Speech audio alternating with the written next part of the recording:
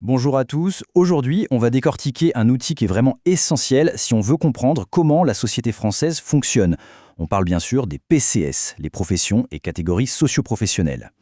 Imaginez ça comme une sorte de GPS pour naviguer dans le paysage social français, qui peut être assez complexe, on va pas se le cacher.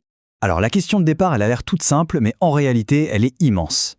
Face à des millions de métiers, de professions complètement différentes, comment est-ce qu'on peut bien organiser tout ça pour y voir un peu plus clair? C'est un vrai casse-tête, un défi que les sociologues et les statisticiens essayent de relever depuis des décennies. Et la réponse française à ce grand défi, eh bien la voilà, ce sont les PCS. C'est la nomenclature officielle, l'outil de référence pour analyser le monde du travail. C'est cette fameuse carte qui va nous servir de guide. Bon, alors, allons-y, plongeons dans le sujet. Pour commencer, on va jeter un œil à l'histoire de cet outil. D'où il vient et surtout comment il a évolué pour devenir ce qu'il est aujourd'hui. Parce que oui, cet outil n'est pas tombé du ciel. Il a été créé en 1954, mais à l'époque on parlait de CSP. En 82, il y a eu une grosse évolution, il est devenu les PCS, en insistant davantage sur la profession exercée. Et la version actuelle, elle a été mise à jour tout récemment, en 2020. C'est bien la preuve que cette carte sociale n'est pas figée, elle est constamment redessinée pour essayer de coller au mieux à la réalité du terrain. D'accord, mais concrètement, comment ça marche? Comment on fait pour classer une profession dans une catégorie plutôt qu'une autre? C'est ce qu'on va voir maintenant.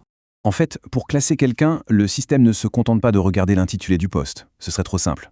Il croise plusieurs critères. Est-ce que la personne est salariée ou indépendante? Quel est son niveau de qualification? Est-ce qu'elle travaille dans une petite ou une grande entreprise? Dans le public ou dans le privé? C'est tout ce mélange qui permet de dessiner les contours d'un milieu social qui soit cohérent, où les gens partagent, en théorie, des conditions de vie assez similaires. La classification, il faut l'imaginer un peu comme un zoom.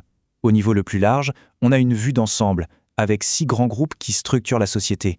Si on zoome d'un cran, ces 6 groupes se subdivisent en 29 catégories plus détaillées. Et si on pousse le zoom au maximum, alors là, la carte devient extrêmement précise puisqu'elle distingue jusqu'à 311 professions différentes. C'est vraiment cette granularité qui fait toute la richesse de l'outil. Et voici à quoi il ressemble, ces 6 fameux grands groupes. On a d'abord les agriculteurs, puis les artisans, commerçants et chefs d'entreprise. Et ensuite, on voit se dessiner une hiérarchie très claire au sein du monde du salariat. Les cadres et professions intellectuelles supérieures, juste en dessous les professions intermédiaires, puis les employés, et enfin les ouvriers.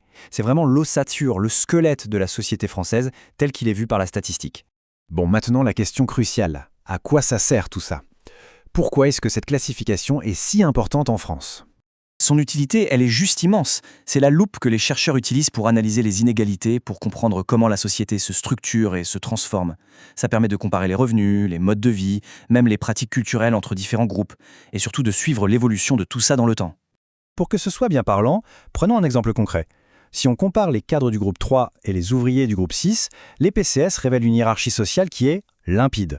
Les revenus, le niveau de diplôme, l'exposition au chômage ou à la précarité, tout diffère. Les chiffres parlent d'eux-mêmes. Et c'est ça toute la force de cet outil. Ce n'est pas juste une classification abstraite sortie d'un bureau. Non, elle crée un pont entre des statistiques froides et les réalités vécues, les conditions de vie très concrètes des gens. Mais attention, cette carte n'est pas parfaite. Le monde du travail change et l'outil a parfois du mal à suivre le rythme. Il est donc temps d'aborder ses limites et les critiques qu'on peut lui faire. Cette citation met vraiment le doigt sur l'un des problèmes majeurs. Certaines catégories, comme celle des employés, sont devenues des vrais fourre-tout. Elles regroupent des réalités tellement différentes qu'on peut se demander si la catégorie elle-même a encore vraiment un sens. Prenons ce fameux groupe des employés.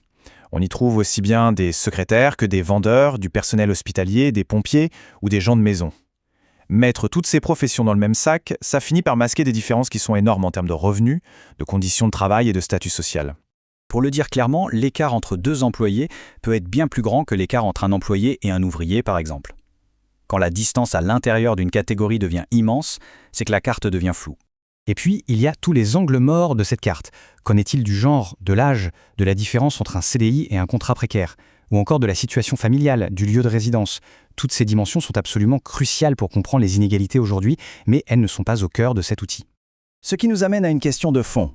Face à un monde du travail qui se transforme à toute vitesse, avec l'arrivée de nouveaux métiers, de nouvelles formes d'emploi, est-ce qu'une carte dessinée il y a plusieurs décennies est toujours pertinente? Elle doit sans cesse être mise à jour. Et c'est tout l'enjeu pour la sociologie de demain. Merci d'avoir suivi cette analyse.